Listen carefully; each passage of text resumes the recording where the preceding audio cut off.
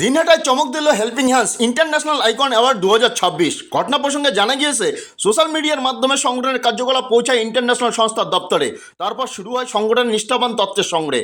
তাদের পারদর্শী খতিয়ে দেখতে চোখ উপড়ে, কারণ যে স্বচ্ছতায় মানুষের পাশে দাঁড়াতে বিন্দুমাত্র পিছপা হননি দিনহাটা হেল্পিং হ্যান্ডসের কর্ণধার জিয়ারুল, তাই ইন্টারন্যাশনাল সংস্থার কাছে বলার অপেক্ষা থাকে না। দিন রাত একাকার করে রোগীর পরিজনদের রক্তের যোগানে ছিল তার অবদান ব্যাপক মাত্রায়, যা ফুটে ওঠে রোগীর পরিজনদের থেকে সোশ্যাল মিডিয়ার কৃতজ্ঞতার বার্তা এবং খবরের শিরোনামে। শেষ পর্যন্ত সংস্থার পক্ষ থেকে এই সিদ্ধান্তে পৌঁছেছেন তাকে অ্যাওয়ার্ড প্রদান করায়। শেষমেশ চমকে অ্যাওয়ার্ড। সংস্থার প্রতি ধন্যবাদ জানিয়ে একদম কি বললেন জিয়ারুল? ইন্টারন্যাশনাল অ্যাওয়ার্ড ইতিমধ্যেই আপনার হাতে পৌঁছে গেছে, কেমন লাগছে কি বলবেন এখান থেকে? একটু অন্যরকম অনুভূতি, আজকে একটু স্পেশাল লাগছে। অবশ্যই প্রতিনিয়ত আমি সবার কাছ থেকে মানে ভালোবাসা পেয়ে থাকি।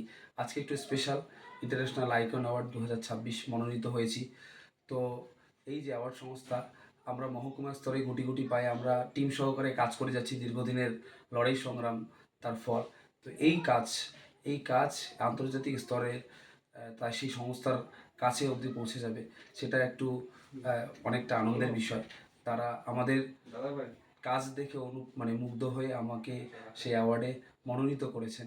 তো এটার জন্য আমি সেই অ্যাওয়ার্ড সংস্থার কাছে চিরকৃতজ্ঞ থাকব। আর এই অ্যাওয়ার্ড পাওয়ার পেছনে যাদের নিরলস ভূমিকা পরিশ্রম আছে, সেটা হচ্ছে দিনহাটা হেল্পিং হ্যান্ডসের পুরো টিম, প্রত্যেকটি সদস্যদের মানুষের জন্য দীর্ঘদিন ধরে কাজ করে যাওয়া নিঃস্বার্থভাবে। তো সেটা তাদেরকে আমি উৎসর্গ করছি। আর পুরো দিনহাটাবাসী যারা প্রতিনিয়ত দিনহাটা হেল্পিং হ্যান্ডসের পাশে থাকেন, তাদের সকলকে আমার অন্তরের অন্তঃস্থল থেকে কৃতজ্ঞতা স্বীকার করছি।